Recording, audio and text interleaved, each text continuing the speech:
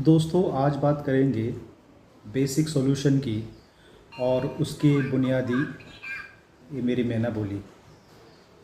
तो जिस सॉल्यूशन की मैं बात कर रहा हूँ और उसकी जिस बुनियादी प्रोसेस की स्टेप की मैं बात करने वाला हूँ वो बहुत कारगर साबित होता है। और मैं कोशिश करूँगा कि मैं इसको आपको एक जनरल उदाहरण से समझाऊँ, एक मेटाफोर से समझाऊँ जो कि हमारी आसपास की ज़िंदगी से रिलेटेड है, हमारे अपने घर की ज़िंदगी से रिलेटेड है। उसमें ये एग्ज़ाम्पल हमें मिलता है तो उस एग्ज़ाम्पल से हम उसको बहुत अच्छे से अमल में ला सकते हैं, जो बात मैं आपको कहना चाह रहा हूँ, समझाना चाह रहा हूँ।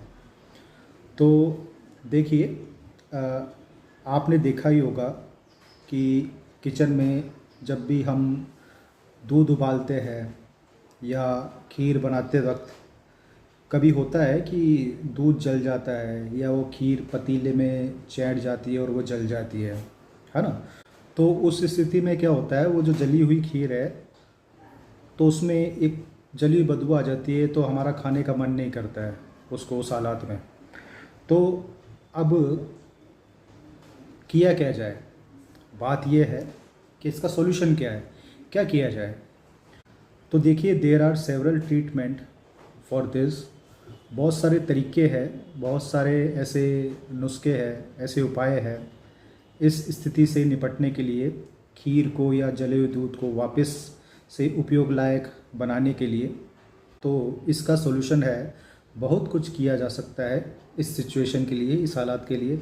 अब देखिए, फेंकने वाले तो फेंक देते हैं, लेकिन जो चीज़ों की कद्र करते हैं, जो वैल्यू रखते हैं, तो वो उसको दुरुस्त करने के लिए, सही करने के लिए कोशिश करते हैं, उपाय लगाते हैं, है ना, अपना दिमाग लगाते हैं। तो ऐसे ही अगर आपको पता हो कि जब दूध जल जाता है, पतीली में चिपक जाता है या खीर चिपक जाती, चैट जाती है, तो उस स्थिति में एक जो बेसिक उपाय है वो ये है कि वो जो जला हुआ दूध है या जली हुई खीर है, तो उसको सबसे पहले क्या करते हैं, उस बर्तन में से हटाकर किसी फ्रेश बर्तन में ट्रांसफ़र करते हैं, शिफ्ट करते हैं। तो ये एक बुनियादी स्टेप है, सबसे पहले स्टेप ये है फॉर फर्दर ट्रीटमेंट। उसके बाद कई तरीके के उपाय हैं, कई तरीके के नुस्खे हैं उस जले हुए दूध को या जली हुई खीर को या जली हुई चाय को वापस उपयोग में लाने के लिए। ठीक है, तो अब ये उदाहरण देने का मेरा प्रयोजन यही था, मेरा उद्देश्य यही था कि हमारी ज़िंदगी में भी ऐसा ही कुछ होता है, चाहे वो हमारे रिश्ते हो, दोस्ती हो, नाते रिश्तेदारी हो।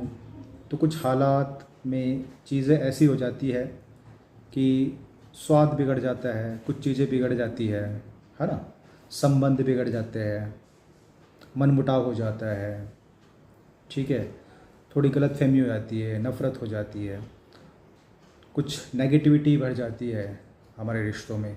तो जो सबसे बुनियादी स्टेप है वो ये है कि जो भी व्यक्ति है या जो भी सिचुएशन है, उसको पहले उस नेगेटिव माहौल से दूर किया जाए, है ना, उसको ट्रांसफ़र किया जाए, शिफ्ट किया जाए एक फ्रेश माहौल में, है ना, एक पॉजिटिव वाइब्रेशन में, पॉजिटिव माहौल में, पॉजिटिव एनवायरनमेंट में शिफ्ट किया जाए, उसे उस माहौल से दूर किया जाए सबसे पहले। तो ये एक बुनियादी एक स्टेप है। तो साइकोलॉजी का ये एक बुनियादी जो कदम है, बुनियादी स्टेप है प्रोसेस का, सॉल्यूशन प्रोसेस का, वो ये है कि सबसे पहले उस व्यक्ति को या उस चीज़ को उस नेगेटिव सर्कमस्टेंसेस से, उस नेगेटिव माहौल से दूर किया जाए। ठीक है, और फिर जो भी उपाय है, जो भी हीलिंग है, जो भी सॉल्यूशन है, ठीक है, CBT, NLP, वो वहाँ पे फिर बाद में अप्लाई किए जाए। लेकिन बुनियादी जो स्टेप है वो यही है कि सबसे पहले उसको उस माहौल से अलग किया जाए, उस नेगेटिव माहौल से अलग किया जाए। तो इसके मद्देनज़र आपको अगर कोई भी सॉल्यूशन या कोई भी हेल्प या सपोर्ट की ज़रूरत हो तो मुझे आप ज़रूर याद कीजिएगा।